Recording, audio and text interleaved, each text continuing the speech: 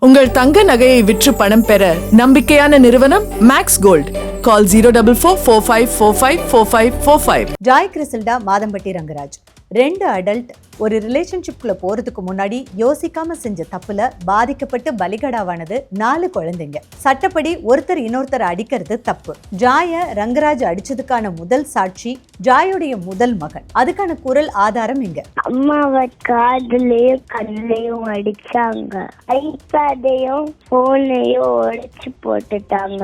Baby இருக்கும் போது check பண்ணாங்க, அழுவேன், அப்போ இழுக்குவேன், அம்மா அங்க அடிக்கணும்னு.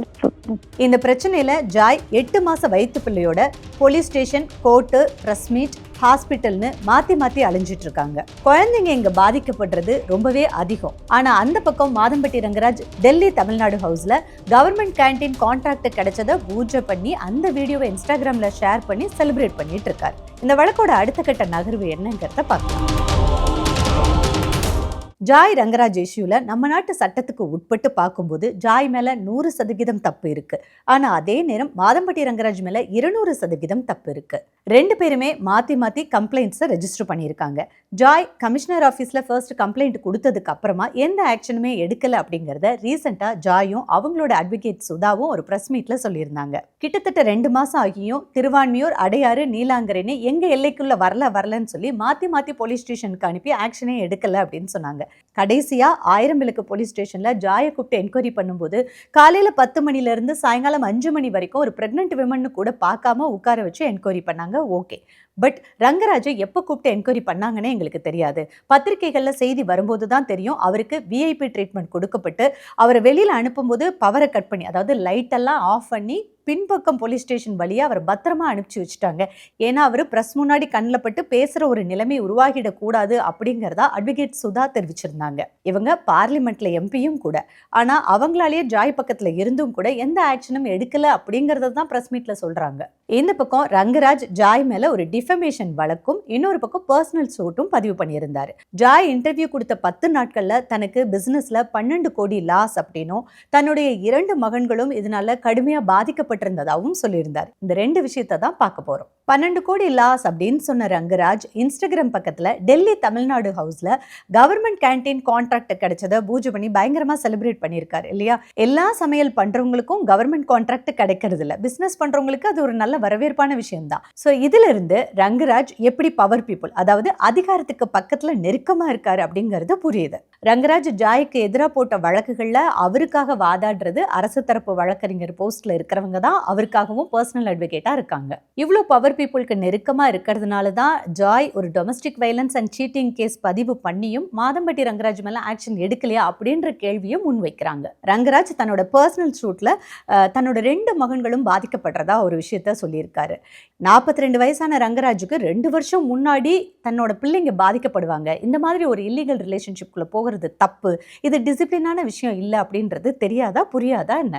தன் மனைவிக்கு துரோகம் பண்ணிட்டு ஒரு பொண்ணுக்கு கோயிலில் வச்சு தாலி கட்டுறோமே, அவ கூட 2 வருஷம் வீடு எடுத்து குடும்பம் நடத்துறோமே, அந்த பொண்ணோட முதல் குழந்தைக்கு தான் அப்பாவாவே நினைச்சு பாசத்தை கொடுத்து அந்த குழந்தை கூட விளையாண்டு ஸ்கூல்ல விட்டு, இன்னும் சொல்ல போனா ஸ்கூலோட ரெக்கார்ட் புக்ல அப்பா அப்படிங்கிற ஸ்தானத்துல தன்னோட பெயரை கொடுத்துருக்குமே அப்படிங்கறதெல்லாம் எப்படி புரியாம போச்சு? அப்போ இவ்வளவும் பண்ணிட்டு தன்னோட 2 மகன்கள் பாதிக்கப்படுறதை இப்பதான் சொல்லியிருக்காரு. ஆனா பாதிக்கப்பட்டது அவருடைய 2 மகன்கள் மட்டும் இல்ல, மொத்தம் 4 குழந்தைங்க. ஜாயுடைய முதல் மகன், ஜாய்க்கும் ரங்கராஜுக்கும் பிறக்க போற குழந்தை. இந்த 4 குழந்தைங்களோட நிலைமையை நினைச்சாலே ரொம்ப கஷ்டமா இருக்கு. ஜாயோட முதல் மகன் எப்படி இதுல பாதிக்கப்பட முடியும் அப்படின்னு நீங்க யோசிக்கலாம். ஜாய்க்கு முதல் திருமணம் நடந்தது 2018. 19ல அவங்க முதல் குழந்தைய பெற்றெடுக்கிறாங்க.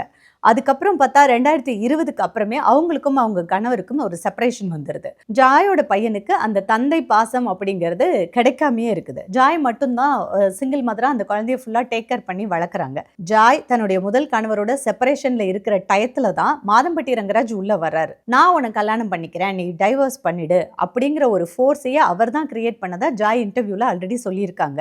அது மட்டும் இல்லை, இவங்களோட முதல் மகனுக்கு ரங்கராஜ் தான் ஒரு அப்பாவாகவே மாறி இருக்காரு. யோசிச்சு பாருங்க, ஸ்கூல்ல வந்து சர்டிஃபிகேட்லலாம் வந்து தான் தான் அப்பா அப்படிங்கிற பெயரை அவர் பதிவு பண்ணியிருக்காரு. அந்த குழந்தைய ஸ்கூலுக்கு கூட்டு போய் விடுறது, ஸ்கூல் விட்டா கூட்டிட்டு வர்றது. இப்போ அந்த குழந்தைக்கு என்ன ஆகும், பிறந்ததுலேருந்து 3 வயசு வரை அம்மா செப்பரேஷனில் இருக்காங்க. அப்பா பாசமே அந்த குழந்தைக்கு கிடைச்சிருக்காது. ஸோ 3 வயசு கொஞ்சம் விவரம் தெரிகிற வயசில் ரங்கராஜோட பாசத்தை தான் அந்த குழந்தை அனுபவிச்சிருக்கு. ரங்கராஜ் அந்த குழந்தை பப்புன்னு தான் கூப்பிடுவாங்களாம். ஸோ அந்த அப்பா கூட விளையாடுறது, அப்பா கூட சண்டை போடுறது, பிடிச்சதை அப்பா கிட்ட கேட்டு வாங்கிக்கிறது, இப்படி அந்த குழந்தை மொத்த பாசத்தையும் ரங்கராஜ் கிட்ட தான் கடந்த 2 வருஷமா அனுபவிச்சிருக்காங்க. நான் ஜாயை இன்டர்வியூ பண்ணும்போது ரூம்ல ஜாயோட அக்கா அந்த குழந்தைங்கள பார்த்துட்டு இருந்தாங்க. திடீர்னு தண்ணி குடிக்கிறதுக்கோ சாப்பிட்றதுக்கோ அந்த குழந்தை வெளியில வரும்போது நாங்கள் பேசிக்கிட்டு இருக்கும்போது இடையில வந்து பேசின குரல் பதிவு தான் இது. நீங்களே கேளுங்க. ரங்கராஜ் அப்பா இருக்கும்போது உங்களை எப்படிமா பாத்துக்கிட்டாங்க? உங்களை நல்லா பார்த்துக்கிட்டாங்க. ஸ்கூல்ல டிராப் பண்ணுவாங்க, ஸ்கூல்ல இருந்து பிக்கப் பண்ண வருவாங்க, ஐஸ்கிரீம் வாங்கி தருவாங்க, சாக்லேட் வாங்கி தருவாங்க, டாய் வாங்கி தருவாங்க, வெளிய ஹோட்டலுக்கு கூட்டிட்டு போவாங்க. நீங்க எப்படி கூப்பிடுவீங்க? பப்பு. அப்படியா? உங்களை எப்படி கூப்பிடுவாங்க ரங்கராஜ் அப்பா? பப்பு. அம்மாவையும் பப்புன்னு கூப்பிடுவாங்க. எவ்வளவு பாசமா இருந்தாங்க உங்க பப்பு? நல்லா பாசமா இருந்தாங்க. வீட்டுல என்ன பண்ணாங்க பப்பு கடைசியா? அம்மாவை காதுலயும் கண்ணையும் அடிச்சாங்க. நீங்க அதை பாத்துட்டே இருந்தீங்களா? ஆமா. அப்புறம் ஐபேடையும் போனையும் உடைச்சு போட்டுட்டாங்க. அப்புறம் பேபி இருக்கும் போது கிக் பண்ணாங்க. கிக் பண்ணாங்களா? உதைச்சாங்களா? ஆமா. உங்க முன்னாடியேவா? ஆமா. அட கொடுமையே. உண்மையா ஜாய்? ஆமா ஆமா. ஸ்டொமக்ல பேபி இருக்கும்போது. எப்படி இதெல்லாம் பண்ண முடியும்? படிச்சவங்க, நாகரிகம் தெரிஞ்சவங்க குழந்தைய சுமந்துட்டு இருக்கிற பெண்ணை பண்ணக்கூடாத விஷயம்ல இதெல்லாம். அப்போ உங்க பப்பு நீங்க ஒன்னும் சொல்லலையா தங்கம்? அழுவேன், அப்போ இழுக்குவேன். அம்மா அங்க அடிக்கணும்னு. நீங்க சொன்ன உடனே பப்பு நிப்பாட்டிட்டாங்களாமா? இப்போ பப்பு எங்க அப்படின்னு மிஸ் பண்றீங்களாமா நீங்க? ஆமா, ட்ரை பண்றேன். ட்ரை பண்றீங்களா? ஆமா. ரங்கராஜ், ஜாய் கிறிசல்டா, அந்த குழந்தை 3 பேரும் ஒரு குடும்பமாவே சந்தோஷமா வாழ்ந்திருக்காங்க 2 வருஷமா. அதை தான் அந்த குழந்தை பதிவு பண்ணாங்க. அது மட்டும் இல்ல, ஜாயோட வயித்துல குழந்தை 4 மாசம் ஆகி அதை கலைக்க முடியாதுன்ற சூழல் வரும்போது தான் ரங்கராஜ் அடிக்க ஆரம்பிக்கிறாரு. அதுக்கு முன்னாடி ரங்கராஜ் அடிச்சதில்லை, அதையும் தெளிவா சொல்றாங்க. ரங்கராஜ் அடிக்கும்போது இந்த குழந்தை போய் பப்பு அடிக்காதீங்க, அம்மா டெட் ஆயிருவாங்க அப்படின்னு நான் சொன்னேன்னு என்கிட்ட சொல்லும்போது எனக்கு ரொம்ப கஷ்டமா இருந்தது. பிகாஸ் பெண்களை அடிக்கிறது ரொம்ப அநாகரிகம். அது ஒரு கோழைத்தனமான ஆண் செய்கிற செயலும் கூட. அதுவும் ஒரு பெண் கர்ப்பமா இருக்கும்போது அந்த பெண்ணை ஒரு ஆணை அடிக்கிறது வந்து எவ்வளவு ஒரு இழிவான செயல். படிச்சவங்க, நாகரிகமா இருக்கிறவங்க, சமூகத்துல ஒரு செலிபிரிட்டியா விஐபி போஸ்ட்ல இருக்கிற ஒரு ஆண் இதை செய்யலாமா? தன்னை ஒரு முன்னுதாரணமா சோசியல் மீடியால காட்ட நினைக்கிற ஒரு ஆண் 4 அறைக்குள்ள ஒரு பெண்ணை, அதுவும் கர்ப்பமா இருக்கிற பெண்ணை அடிக்கிறது நியாயமா? அதுவும் சின்ன குழந்தை முன்னாடி. ஜாயோட முதல் மகன் இருக்கும்போது அந்த குழந்தைக்கு தான் அப்பான்ற எல்லா பாசத்தையும் கொட்டி கொடுத்துட்டு அந்த குழந்தை முன்னாடியே அந்த தாயை அடிக்கிறது, அப்பா, விவரம் தெரிய ஆரம்பிக்கிற இந்த குழந்தைக்கு இந்த காட்சி அப்படியே மனசுல பதிஞ்சு போயிடாது காலத்துக்கும்? தான் பெரியவனா வரும்போது இந்த குழந்தை என்ன கத்துப்பாங்க இந்த மாதிரி ஒரு விஷயத்த பார்க்கும்போது? இவ்வளோ நடந்தும் கூட அந்த குழந்தை ரங்கராஜை வெறுக்கல. ஏன்னா அப்பான்னு நினைச்சு வச்சிருந்த பாசம் அப்படி, அந்த கொஞ்ச நாட்கள் கொடுத்த அன்பு அப்படியே பதிஞ்சிருக்கு. ஸோ அந்த குழந்தை அம்மாவை அடிச்சு இப்போ கையை பிடிச்சி இழுத்தேன்னு சொல்லிட்டு அதுக்கப்புறம் நீங்கள் மிஸ் பண்ணீங்களான்னு கேட்டால் ஆமாம் நான் அழுவுறேன் அப்பாவை நினச்சி அப்படின்னு சொல்கிறாங்க. இந்த இடத்துல ரங்கராஜ் அந்த அன்பை மறந்துட்டு போயிட்டாரு. ஆனால் அந்த குழந்தைங்க பாருங்க, இந்த இடத்துல ரங்கராஜ் ஜாயோட ரிலேஷன்ஷிப் பிரேக்கப் ஆகலாம், அவங்க 2 பேரும் பிரியணும்னு முடிவெடுக்கலாம், பிரியலாம். ஆனால் குழந்தைக்கு எமோஷ்னலாக அப்பான்ற ஒரு சப்போர்ட்டை கொடுத்துட்டு சொல்லிக்காம கொல்லிக்காம ஓடி ஒளிஞ்சு திடீர்னு காணாமல் போயிட்டார் அந்த அப்பான்னா, இப்போ அந்த குழந்தையோட பதிலுக்கும் சேர்த்து ஜாய் தான் பதில் சொல்லணும். ஜாய் பண்ண தப்புக்கு கிடைச்ச பனிஷ்மெண்ட் ஜாய்க்கு மட்டும் பார்த்தா 1 2 3ன்னு அடுக்கிக்கிட்டே போகலாம். வயிற்றுல குழந்தைய வச்சுக்கிட்டு நீ ஏன் போன, நீ ஏன் பிள்ளை உண்டான, நீ ஏன் பிள்ளை பெத்த, நீ ஏன் ஜாயை மட்டுமே தான் நம்ம தப்பு சொல்லிட்டு இருக்கோம். தப்பு பண்ணாங்க 100% சொல்லிட்டோம். ஆனால் இங்கே 200% தப்பு பண்ண ரங்கராஜை நம்ம எதுவுமே கேட்கல, எதுவுமே பண்ணல. 4 குழந்தைங்களுக்கு அநியாயம் நடக்கிறதுக்கு காரணம் யாரு? ஜாயும் ரங்கராஜும் தப்பு பண்ணியிருக்காங்க. ஆனால் இங்கே பாதிக்கப்படுறது ஃபுல்லாக அவங்கள சுற்றி இருக்கிற குழந்தைங்க. இதில் ஹியூமானிட்டிலாம் சொல்லுவோம் இல்லையா, கொஞ்சோண்டு மனுஷத்தன்மை இருந்தால் தப்பு பண்ணதுக்கு 2 பேரும் தான். ஆனால் ஏன் நம்ம வழக்கு மேலே வழக்கு போட்டு அவங்கள ஒரு பக்கமாக ஜாயை அலைய வைக்கணும் ரங்கராஜ் அப்படிங்கிறதுக்காக கொஞ்சமாவது கரிசனம் காட்டியிருக்கலாம்ல. ஒரு காலத்தில் நேசித்த பெண் தானே, கூட வாழ்ந்தீங்கல்ல, இப்போ உங்களுக்கு பிடிக்கல பிரிஞ்சுட்டீங்க. பட் வழக்கு மேலே வழக்கு போட்டு ஒரு பிள்ளைத்தாச்சியை அலைய வைக்க வேணாம்ல. நான் தான் அந்த பிள்ளைக்கு அப்பா, காசெல்லாம் கொடுக்க முடியாது, தைரியமாக சொல்லுங்கள், அவங்க உழைச்சி அவங்க சம்பாரிச்சுக்கிட்டோம், இந்த பிள்ளைக்கு அப்பான்ற ஒரு வார்த்தை தானே அவங்களுக்கு தேவைப்படுது, அது கொடுத்துடலாம்ல. ஸோ பெண்கள் 2வது வாழ்க்கை அப்படின்னு யோசிக்கும்போது ரொம்ப யோசிக்க வேண்டியிருக்கு. ஏன்னா அந்த முதல் திருமணத்தில் வந்த குழந்தைகளையும் நம்ம பாதிக்க விடாமல் அந்த வாழ்க்கையை அமைச்சுக்கிறதுங்கிறது கம்பி மேலே நடக்கிற மாதிரி. கொஞ்சம் சறுக்குனாலும் கீழே தொபக்கடின்னு விழுந்துருவோம், அப்புறம் எழும்பவே முடியறது ரொம்ப கஷ்டமாக போயிடும். ஜாயோட முதல் மகன் கிட்ட நான் பேசும்போது எனக்கு ரொம்ப கஷ்டமாக இருந்தது.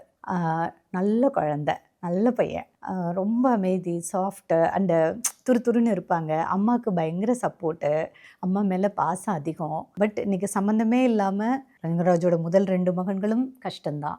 இந்த குழந்தைக்கும் கஷ்டம், பூமிக்கே வராத ஒரு பிறக்க போகிற குழந்தைக்கும் கஷ்டம். இப்போவே அந்த குழந்தை அலையுது கோர்ட்டுக்கும் போலீஸ்க்கும். மனைவிக்கு துரோகம் பண்ணுற ஆண்களுக்கும் ஜாய் ரங்கராஜ் இஷ்யூ மிகப்பெரிய பாடம். அவ்வளோ ஈஸியாக துரோகம் பண்ணிவிட்டு தப்பிச்சிட முடியாது. அது ஒரு பெரிய மன உளைச்சலை உண்டு பண்ணும். அண்ட் பிள்ளைங்களெல்லாம் தயவு செஞ்சு கருத்தில் எடுத்துக்கோங்க. உங்களோட சந்தோஷத்துக்காக, உங்கள் விளையாட்டுக்காக சின்ன பிஞ்சு பிள்ளைங்களை பலிகடாக்காதீங்க. அடுத்த மாதம் நவம்பரில் ஜாய்க்கு டியூ டேட்டு. ஆனால் வயிற்றில் பிள்ளை வச்சுட்டு இந்த பிள்ளைக்கு அப்பா வந்து ரங்கராஜ்னு சொல்லி போராடிக்கிட்டு இருக்காங்க. ரங்கராஜ் வந்து நீங்கள் பணம் கொடுக்க வேண்டாம், அந்த பிள்ளைக்கு அப்பா நான் தான்னு ஒரு வார்த்தை சொல்லலாம்ல, ஓடி ஒளிய வேண்டாம்ல. இந்த பிள்ளைக்கு பொறுப்பு நான் தான்னு ஒரு வார்த்தை சொல்லலாம்ல. ஏன் அந்த பொறுப்பை எடுத்துக்க முடியல?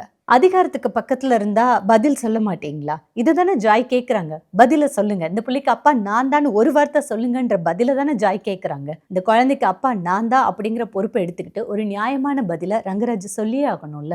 நம்ம நாட்டு சட்ட திட்டத்தை நாம் மதிக்கிறோம், நம்புகிறோம். எவ்வளவு போராடினாலும் இந்த குழந்தைக்கான பதில் நியாயம் கிடைக்கும் அப்படிங்கிறத நம்பலாம். உங்கள் தங்க நகையை விற்று பணம் பெற நம்பிக்கையான நிறுவனம் மேக்ஸ் கோல்ட். கால் 04445454545.